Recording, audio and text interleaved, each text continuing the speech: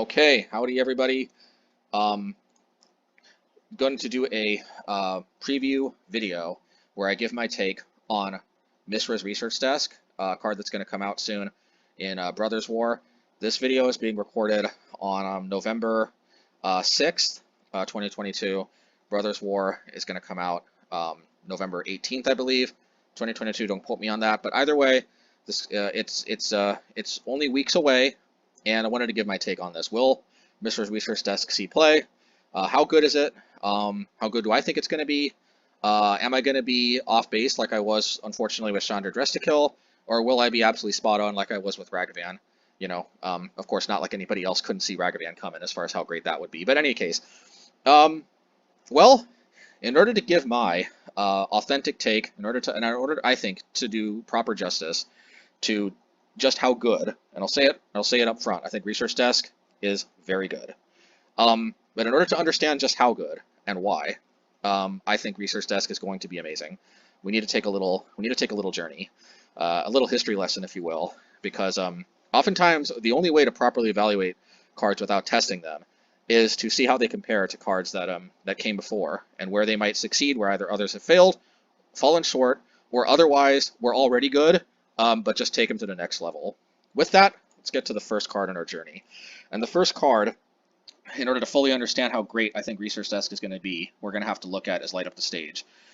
And Light Up the Stage was a game changer for mono-red decks, both of the aggressive variety and of the more mid-rangey variety, although very few existed, I believe, when this card was first printed. When this card was first printed, I was still playing mostly mono-red burn and dabbling in Boros here and there, and sometimes in Gruul and sometimes in Naya, but mostly in mono-red, and probably Gruul was the second most common. But either way, I was still actually solidly playing burn. Not even prowess, but I was playing burn, I remember, when Light Up the Stage first hit. And this card got me intrigued. I wasn't immediately clear to me just how much of a game changer this card would be, but it was clear to me this was something new and something worth testing. Now, in retrospect, there was another great card that, frankly, I think was overlooked, but certainly it wouldn't have had a place in burn, and it may have had a place in prowess, but either way, it didn't quite still bring to the table the same advantages and to the same degree that Light Up the Stage did. That card, of course, was Abbott. Abbott was, I think, a little overlooked, but Light Up the Stage, aside from Abbott being quite an overlooked gem, I think Light Up the Stage was far more of a game changer. Because what Light Up the Stage did is that it did two things. It helped mono-red decks, or it could even be decks with red in them with other colors, of course. But this helped red decks simultaneously both hit their land drops, starting on turn 2. If you were able to play like a creature or Seal of Fire or something, if you're or Rift Bolt if you're playing burn, if you were able to somehow set up so that you could do damage on turn 2, you could play this for a spectacle cost starting on turn 2. So even if you kept a one-lander, as long as you had some way to deal damage that you could put on the table starting on turn 1, or suspend in the case of Rift Bolt, starting on turn 2 for 1 mana, you could do two things. You could simultaneously help ensure you hit that second land drop because of exiling the top 2 cards of your library. If one of those is a land, you're good to go. And simultaneously give you card advantage while doing so. That was one of my first takes for Light Up the Stage, and to say that Light Up the Stage didn't exceed all expectations is actually, frankly, an understatement. I know this card didn't quite catch on in burn. It did in my burn. It didn't in most other people's burn. I think because most people did not give up Boros, and I'm not saying they were wrong, but I was always more favorable to mono-red, and I was probably wrong. It's hard for me to say that every other burn player then and now is wrong about Boros being superior to mono-red, but I will say this much.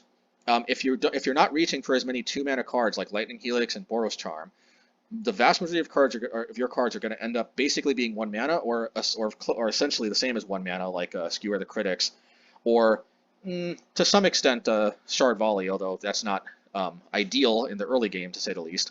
But when most, if not all, of your burn spells, and again, I'm taking you back to the time when this first came out, which when I was still on burn, the fact that this was almost like, let's put it this way, this was almost like either 1 mana, help hit your land drop and get a burn spell while you're at it, or 1 mana, or I should say 3 mana, deal 6 damage.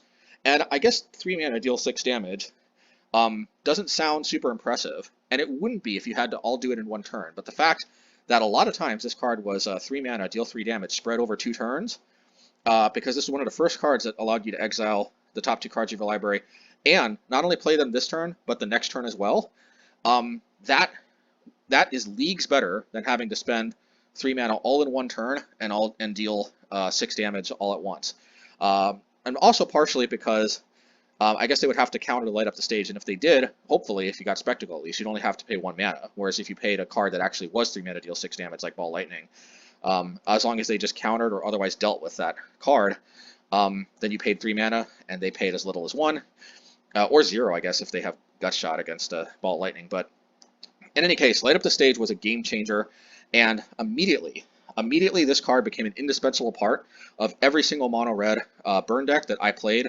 But actually, in many ways, now that I think about it, and I didn't fully appreciate it, I think, at the time, but looking back at it, actually, and partially doing this video helps me remember, this card actually also helped get the gears turning in my head to where my deck slowly started to evolve in little by little a bit more of a red deck wins, and then actually a mid-range type direction, because this was the first time where I actually felt a little comfortable leaning in a little bit more towards like actually being a prowess deck rather than a burn deck. I'm not 100% sure about this. I may have started putting prowess creatures in an otherwise burned shell even early when this card came out, but I may not have. Either way, I don't think that strategy was fully viable, to be honest, until this card came out, because it enabled you to get your early aggro on with the creatures and hopefully not learn out of gas later in the game, while also having, like I said, those main 2 advantages of being able to hit your land drops and then actually get card advantage out of it, to boot. However, Light Up the Stage had one weakness, and that one weakness basically was that you had to play it in at least a nominally somewhat more aggro type shell. You had to have some way to set this up to get that Spectacle on turn 2. If you couldn't do that, then this card, it didn't serve that first function of potentially helping you hit that second land drop. And while honestly it's still actually a surprisingly good card, even if you cast it off 3 mana, it's obviously not the kind of game changer that it is if you can cast it for 1, not by a long shot. So Light Up the Stage turned out to be a game changer, but for the time being, it remained locked in basically, aggro or sort of like somewhere between aggro and mid-range type decks. You couldn't go full mid-range and get full value out of Light Up the Stage. That takes us to the next card on our journey, and that next card is March of Reckless Joy. And while March of Reckless Joy released in the same set that another card, which I'm going to discuss shortly, another card was turned out to be, well, let's just say, I'll get to that in a minute, but even better. March of Reckless Joy was when spoiler season came around for the new Kamigawa set. I pretty much immediately became enamored with what this card might do for my decks, and the reason why is, as I was kind of alluding to back with Light Up the Stage, is that this card it ticks both those boxes. This can help us hit our land drops starting on as long as we cast it on turn 2. It can help us hit our second land drop. We have to pitch a red card to do that if we want to hit our second land drop, but the fact that it helps us hit that second land drop and keep land light hands or even 1-man hands was huge in my estimation. But the key thing that March of Reckless Joy had that Light Up the Stage didn't is that even though March required you to pitch a card to hit that second land drop, the fact that you didn't have to set up having to deal damage meant that we could construct our decks in such a way that we could have few, if any, possibly even 0 creatures on 1 mana, which in some metas might be unexcusable, but in many metas, including to some extent today as of recording this video, it's not necessarily super essential to have a creature starting turn 1. And in many of my builds, at least as of the recording of this video, my only creature is Ragavan. At least my only turn 1 creature, I should say. Certainly you can't build a deck where your only creature is Ragavan, I think. But anyway. But my only turn 1 creature in many of my decks is Ragavan. And in many ways, this was the first card that I think truly made that style of deck viable. I may have dabbled in trying stuff like that before this card came out, but this was the first time that I truly believed that that was, or at least I may have been correct. Who knows if I believe it or not? But this was the first time I think I would have became correct that that having a creature light, or at least an early creature light build, could truly be viable. Because again, you can hit your second land drop, and it also gives you card advantage later in the game. It still gives you, the full card advantage like Light Up the Stage does. The fact that you could do it at instant speed was certainly not trivial, especially against counterspell decks. You can hopefully tax them by doing it at a turn, and then you have your turn to do other things. But at the end of the day, it's the fact that this could A, hit your second land drop, and B, be straight up card advantage later in the game. Aside from other advantages, which I don't want to make this about March of Reckless Joy, made this card quite a game changer. And for a time, it really was, I felt, quite indispensable. But there was another card which several different people brought to my attention. I can't remember all of you, but thank you all for continuing to wonder what my thoughts were of this card. Because that card was an Experimental Synthesizer, and until Mishra's Research Desk came out, I was actually strongly considering making a video pretty much saying the king has come, in the sense that Experimental Synthesizer, I was pretty much to say that this card exceeded any possible expectation I had of what this card could have been, turned out to be quite an understatement. I have absolutely fallen in love with this card, and I think it's telling that, in my humble opinion, the only card that in any way would make me consider not playing Experimental Synthesizer in basically every single version of any type of red midrange, probably prowess, I mean, maybe even burn, I don't know, but certainly a saga burn type variant, would be Mishra's Research Desk, because other than that, Experimental Synthesizer has just been such a windfall for almost every deck that I put it in. I think basically every deck I put it in, except maybe an Ox version, but I'll get to that in a second. But or maybe I won't necessarily get into that. I could explain the theory behind the Ox versions and why I may not even play Research Disc in it, perhaps in the Ox versions. But other than like a Ox of Argonis type style deck, Experimental Synthesizer turned out to be just an absolute windfall.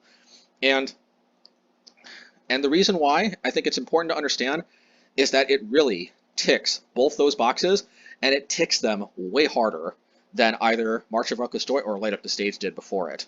And it's weird though, because I didn't quite identify just how like hard it ticked those two boxes. But the more and more I play with it, the more and more I'm like, man, does it ever tick those boxes? Excuse me for constantly saying tick boxes, but it just does. The thing about an Experimental Synthesizer is that, just like March of Reckless Joy, you can play this. Really I don't recommend playing this until turn 2, but as early as turn 2, you can play this, and even if you only had one land, and that one land, by the way, can even be a land that comes into play tap, which may be one of the few ways that this does compare favorably to Mishra's Research Desk. But you could play this starting on turn 2, as long as you had one red mana, and you could get another bite at the apple, so to speak, of hitting your second land drop. True, you didn't get to look at 2 cards like you did with March of Reckless Joy, but just being able to look 1 card further on the top of your library for a second land drop or maybe not second land drop. This is maybe ideally a card for getting you to your 3rd land. And that's one difference with a Research Desk, which we'll get to in a second when I actually show Research Desk in more detail. But the fact that this card could help us hit our land drops, which is essential because almost all of my decks really need to get to 3 lands before they really start humming.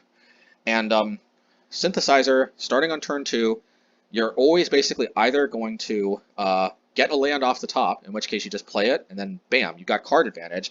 For 1 mana, it's all gravy from there. So if you get a land off the top of your library, this card is already just absolute bonkers in value. But if you didn't, okay, so the card's not bonkers, but this card has like a, slightly better than a 1 in 3 chance of being absolute bonkers. 1 in 3 because you have 20 lands in your deck, and in my versions at least, usually 4 Spikefield Hazards, which can be played off the top as a land from this card. That's why it's slightly better than 1 in 3. But 20 lands, 24 lands, 36 non-lands, that comes, 20 to 40 would be 1 in 3. But since it's 24 out of 36, it's actually a bit better than 1 out of 3. But you have about a 1 in 3 chance of this card actually having absolute bonkers value starting on turn 2. But even if you don't hit that land and it's not bonkers value, think about it. What happens? this card will burn a non-land off the top. And if you have 2 lands in your hand and you're trying to hit that critical 3rd land, if you played this on turn 2 and you exiled a non-land card, even if you can't cast it, if you can, like say a relic or something, great. You know, it's not necessarily as bonkers as if it was a land, but it's actually kind of close. You still did get card advantage. But the fact that whatever it is, whether you can cast it or not, it's off the top of your library, it means you're that much closer to that 3rd land you really need. That's what makes this card so great. That's what I didn't fully appreciate at first when I first started playing with it and when I was first evaluating it. But the fact that you can keep more land light hands with this card is the main reason why this card is absolutely bonkers. Again, it helps you hit those land drops early game, like March and light up the stage before it, but it also helps you get card advantage later in the game. And while sometimes you have to wait until a bit later, until you have like 5 or 6 mana, if you want to ensure that you can actually cast, you know, almost anything that you get off the top, and when you play the 3 mana to crack it. But the fact that for 1 mana, it helps you hit your next land drop, and then it just sits on the battlefield till later in the game. And when you actually need that card advantage, you can go cracking, and then you can go looking for that card advantage and get a creature and potentially a card off the top that you can cast. That's huge. It's super efficient at hitting your next land drop, and it's super almost a free roll at getting extra card advantage late in the game. That's something I didn't fully appreciate, but it turned out to be, while a bit subtle, just an absolute great card. I don't know what else to say. And if you really need it, you can even get a creature starting on turn 3, but ideally turn 4 would be ideal, because that way you could at least play a land off the top if you reveal a land. You know, but it is worth noting that the creature you get is also white as opposed to red, which actually is pretty nice when you're facing down pro-red creatures. It's honestly one of the few things that I think compares, it's one of the few things that could, in theory, lead me to believe that Synthesizer still is better than Mishra's Research Desk, but I highly doubt that this is going to be so critical that that's going to make this better. There are other ways to deal with mono-red creatures that we can, with pro-red creatures that we can reach for if we really need to, like, for example, Pyrite Spellbomb. But at the end of the day, let's get to Mishra's Research Desk, because now I can discuss this card. And I may not necessarily say that much, because the way I see it is I'm already in love with Experimental Synthesizer, and I was pretty much already wanting to make, I just didn't get around to it. This kind of forced my hand, because I want to make this video about Research Desk before it actually gets released. You know, because I have not had the ability to test with it, so this is really just me kind of testing, I guess, my prediction abilities here. But I think this is going to be a game changer, and the fundamental reason why is really just, if you think about everything I just said about Experimental Synthesizer, which, you know, I don't know how much you all may have been experimenting with it, but at least as far as I'm concerned, it's exceeded all expectations, and Synthesizer had already, it basically became a staple, and I think Research Desk, it compares favorably in almost every way. The first way is that Research Desk, I think Research Desk allows us to straight up keep 1 land hands. I'm not talking 2 land hands. I'm talking, I think we can actually just straight up keep 1 land hands. Why is that? Very simple, okay? Research Desk, it digs 2 cards deep, unlike Synthesizer. So, like I think I've said to, you know, and shout out to MTGA, 7510 for bringing this to my attention. I think you were the first one to do that, but I think somebody else as well did, and definitely shout out to both of you. Please excuse me, I don't remember the other person who may have brought this to my attention, but either way, I really appreciate everybody who's letting me know about new potential crazy cards. But yeah, and definitely, like Patchyman says, fetchable on U-Saga. Not sure why U-Saga, but certainly fetchable off of Urza Saga, right? Not Mono Blue Saga, but yeah, off of Urza Saga. Same thing with MTG and Fitness, and yeah, like I've said here, Insane. It's like the best of March of Reckless Joy, Light Up the Stage, and Experimental Synthesizer, all wrapped into 1 card. Well, that's pretty much what this video has been about, because like March of Reckless Joy, starting on turn 1, we can, or starting on turn 2 rather, we can basically dig 2 cards deep in search of another land. That straight up, I think, is going to enable us to keep 1 land hands. In a way, Experimental Synthesizer sometimes could, but maybe arguably was a mistake when we did. But we'll see about that because Synthesizer still is pretty good. Maybe it also depends how many Furies and whatnot you have, but that's neither here nor there. And other type of cards like that. So cheap cards it is. In any case, yeah. But this card, like March of Reckless Joy, you can dig 2 cards deep starting on turn 2. But there's one key way that this compares super favorably to March of Reckless Joy, and that is that this card can dig us to that second land drop and still give us card advantage later in the game, like Experimental Synthesizer sat on the battlefield. It did so later. Well, this card doesn't sit on the battlefield later in the game to give us card advantage. It sits in our graveyard. And I think that compares very favorably to Synthesizer overall, mainly because we end up playing cards like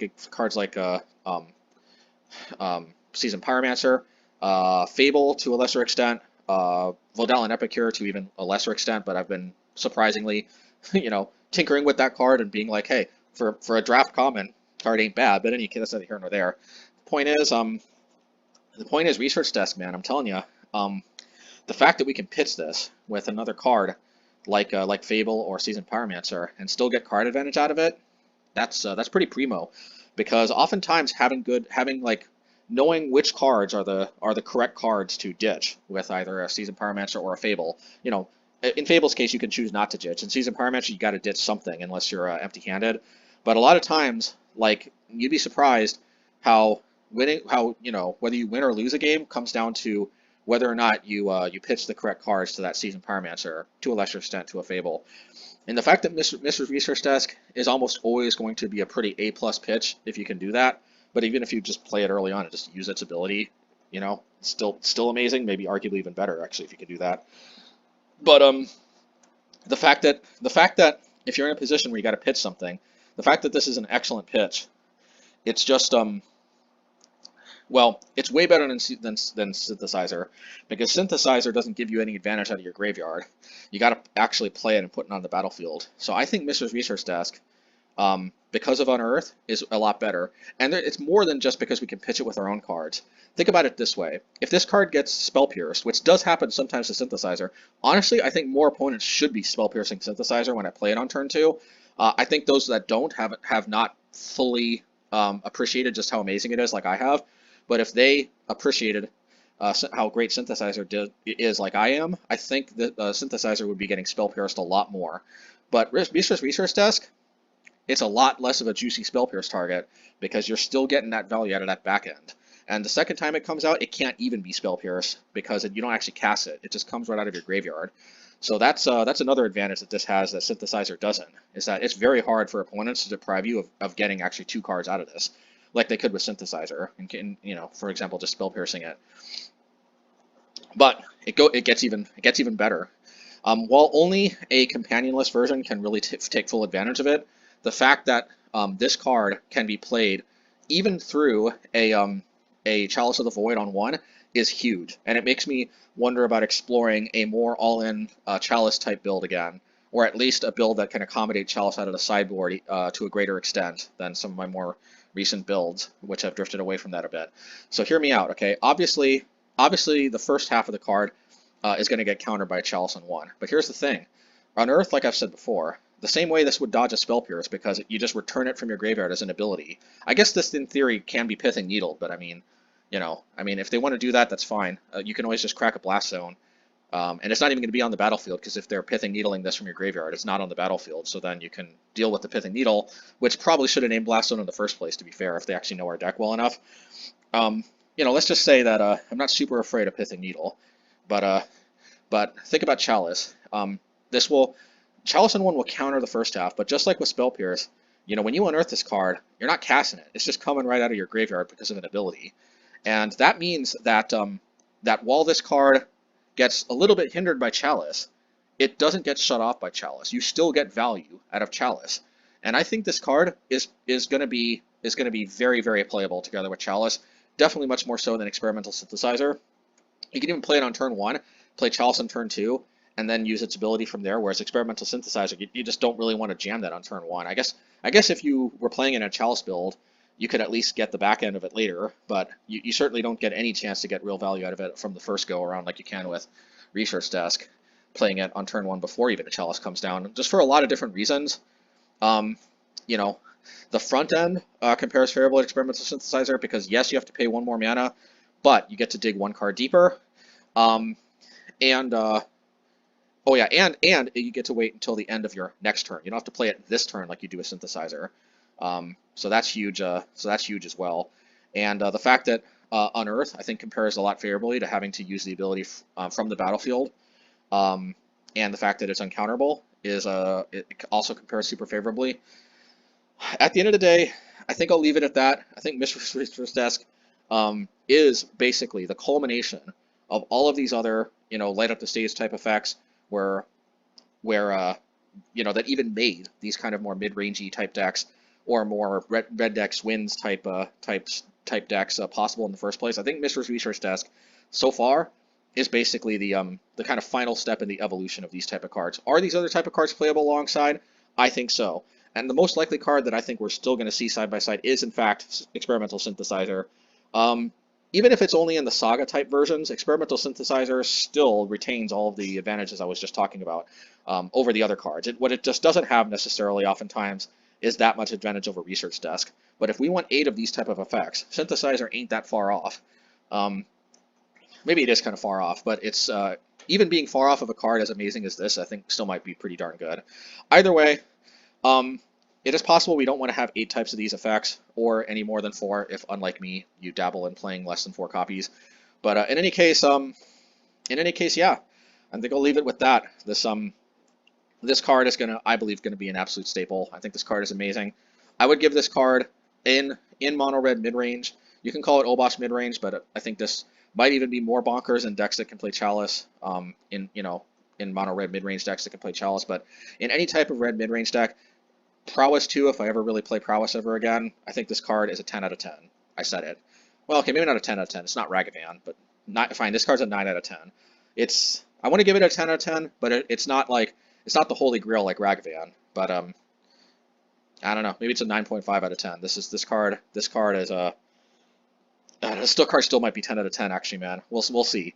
But this card is somewhere between a 9 and a 10 out of 10. I'll tell you that much for absolute sure. This card's going to be an absolute staple, mark my words. We'll see how on point my predictions end up being in the long run. So far, I'm 1-1. Didn't turn out to be right about Chandra Dressed to Kill. I did turn out to be right about Ragavan, but of course everybody was. But yeah, the key difference is, by the way, for those who are wondering, I don't think Chandra Dressed to Kill compared nearly as favorably with Chandra Torch of Defiance as I thought. And the main reason why is basically because the ability for opponents to one-shot a Chandra, even from 4 loyalty, turned out to be much more numerous than I was expecting at first. See, I was very familiar with a modern format that was kind of pre-Modern Horizons 2, and pre-whatever set Prismatic Ending was from, which may have also been a Modern Horizons 2. Anyway, basically, before Prismatic Ending, Unholy Heat, and Fury were printed, I was not necessarily used to opponents being able to just clean take out a 4 loyalty Planeswalker with as much ease as they ended up being in this era. I think had Chandra Dressed to Kill been released before all those cards were printed, I think it would have had a way bigger splash because kind of like Grist, which maybe that's one of the things that's keeping Grist in check too. Of course, Grist gets to spit out a token, whereas I guess getting 1 mana and dealing 1 damage is still pretty good too, but overall I think usually a 1/1 token is going to end up being a bit better. In any case, like Grist, I think if you don't have a way to remove it right away, it can spiral out of control pretty quickly, but of course people's ability to remove it right away turned out to be much greater than I was expecting. And I think that's the main reason. The main thing about Chandra Torch of Defiance, and why that card, I still rate that card super highly, and I think it's underappreciated. And it's way better. It turns out to be way, way better than Chandra Dressed to Kill. It's basically that Torch of Defiance. It can be basically like a super Flame Tongue Kavu. It can come down and hit something for 4 damage, and then even if they hit it with like a with a Unholy Heat or Lightning Bolt or something, or whatever it is, or a Fury, whatever they hit it with, even or a Prismatic Ending, Leyline Binding, whatever they hit a Chandra Torch of Defiance with, if you are able to slap that thing down and deal 4 damage, then it always is at worst a 2-for-1, which is not the same for Chandra Dressed to Kill. Chandra Dress to Kill, unless you play it like super late in the game when you have a lot of extra mana, which sometimes you can, but oftentimes oftentimes you can't. Um, yeah, you can recoup one of the mana if you build your deck right, especially. But the fact that if they one shot it, it ultimately just ended up being a 1-for-1, unlike a Planeswalker that comes down and immediately gets card advantage, like for example, Chandra Torch of Defiance. At least if you can shoot something for 4 damage, that's the main thing. Now that being said, still like playing Chandra Torch of Defiance from time to time, so it's not a bad card by any means, but I thought it was going to become a staple. It didn't. So we'll see. I think I am very confident that I'm gonna go 2-for-1 at the end. I'm gonna be right I'm gonna be right twice, and I'm gonna be wrong once with these predictions. Of course, it is worth noting that I don't necessarily make predictions about every single card. I'm a little picky and choosy, and so far I've only made predictions about cards that I felt fairly confident in, and I was only wrong about one of those. Hopefully I'm not wrong about this one that I felt fairly confident about. But I guess time will only tell. We will see. But I think this card's going to be amazing. Now, I'm not predicting. Let's get this straight. I'm not predicting that this card is going to warp the format. And it's funny because after I said that, maybe it turns out that I was wrong about that one. But I don't predict that this card is going to warp the format or anything. But I do think it is going to be really good in our deck. I don't think it's going to push our deck into Tier 1 status. But I do think, unlike Chandra Dress to Kill, it's going to become an absolute staple. And like Ragavan, it's going to become an absolute staple. I guess with that, I'm glad you all were able to listen in. This ended up going a little bit longer than I was hoping. But I hope that you all were able to get some good insight into why I feel fairly confident about this being a really great card, at least in my style decks. But I think it's worth noting that for a lot of the same reasons I just discussed with these other cards, this may end up having a place in decks that aren't mono-red. I'm just saying, Rakdos players, most of those same principles that I just described, unless I'm missing something, they may work for your deck too. I don't know. I don't necessarily. There's nothing that particularly draws me to playing like the Rakdos type decks or Gruul type decks for that matter. But in many ways, our decks are not that different philosophically. Like our decks overlap in many ways in their underlying philosophy. They have certain strengths and weaknesses in different areas. But at the end of the day, to all those other players who are playing other decks with red in them, the more similar and mid-rangey it is, kind of like the decks I like to play. You may want to think about it because, hey, if I can help you all make some realizations about some great cards for your decks, hey, that would be awesome too. So in any case, I hope you all enjoyed.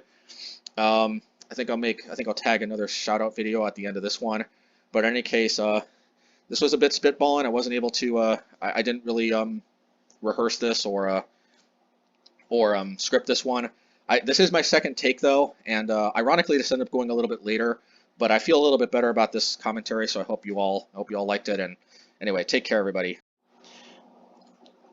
All right, and I would, of course, also like to give a shout out to my patrons. It's been a while since I did a patron shout out, but this is exactly the type of video where I can do this fairly seamlessly. So gotta give some love to the patrons. Thank you for still finding value in what I'm doing, even though the content has been, to say it's been slower as of late, is an understatement. But your continued support is super appreciated. To those who left, though, no, I completely understand. Not trying to, no hard feelings about that. I know I haven't been as active as before, but special thanks to all those patrons who are, still, enjoying what little I can upload. Some of which is, of course, patron exclusive. Sometimes I record more videos than I end up using because the quality of some of the videos isn't quite where I want it to be. But patrons will get any video that I'm basically able to record, whether it ends up going on YouTube or not. So my library of Patreon-only content is growing too, for what it's worth. But in any case, thank you a lot for your continued support. And new patron, by the way, HJCLIU. I'm not sure how to pronounce that, but thank you very much, HJCLIU. Much appreciated. Thank you, Sophus. Thank you, Jason. Thank you, Erwin. Thank you, Three Dime. Thank you, Stanley. Thank you, Kyle. Thank you, Mark. Thank you, Z Cole. Thank you, Avanon. I'm not sure if you've changed your username or if you are a new patron that somehow I either missed a notification for, or or somehow Patreon didn't notify me of, but I'm not familiar with seeing your name very often. So if you're a new patron, definitely shout out to Avanon. I guess you came like sometime in like right around basically the end of September, like October 1st, pretty much. Um, but yeah, thank you for joining as well, Avanon. Um, Thank you, Michael McPherson. Thank you, Greasy Choir Boy. Thank you, Lucas Frank. Thank you, Yuha, Lendinoja. Thank you, Andrew. Thank you, Rodrigo. Thank you, Gabriel. Thank you, Jeff. And thank you, Michael. You're all so much appreciated. And yeah, take care. Take care, everybody. And see you next time.